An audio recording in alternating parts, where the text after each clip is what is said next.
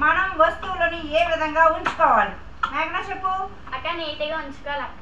నీట్గా ఉంచుకోవాలి. నెక్స్ట్ ఎవరు చెప్తారు? ఒక వస్తువు కొనేటప్పుడు అది జాగ్రత్తగా ఉంచుకోవాలి. నెక్స్ట్ అక్క జాగ్రత్తగా ఉంచుకోవాలి.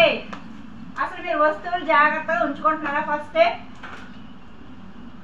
నెక్స్ట్ ఎలా వినియోగించుకోవాలి చెప్పు మేఘనా. తెలియదు అక్క. ఎలా వినియోగించుకోవాలో తెలియదు. ఇవాళ కొత్త బుక్ తెస్తారు, మరి రేపు కనిపించదు. అది ట్యూషన్ తెచ్చిన బుక్ ఈరోజు నేమ్ రాయమంటారు, తెచ్చి అక్క నేను కొత్త బుక్ కొన్నాను నా ట్యూషన్కి నేమ్ రాయక్క అని తెస్తారు. మరి అది రేపు కనిపించదు.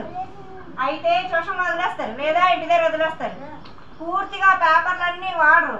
పెన్సిల్ కొంటారు, పెన్నులు కొంటారు, ఎరేజర్లు కొంటారు. అవేవి మీరు పూర్తిగా వాడట్లేదు. చిన్నపిల్లలు పడేస్తున్నారు. అన్నీని సగం ఉండగానే పడేస్తారు, లేదా కొత్తగా ఉండగానే పడేస్తారు. బాక్సులు పడేస్తారు. చదివికాని బాక్స్ పోయింది కదా. మనం ఏదైనా కొన్నామంటే దాన్ని పూర్తిగా వినియోగించండి అమ్మా. చాలా ఇయర్స్ రావాలి బాక్సులు. అవినా పెన్నులు పెన్సిల్ ఎరేజర్లు అయితే అవి పూర్తిగా వాడి తర్వాత పడేయండి.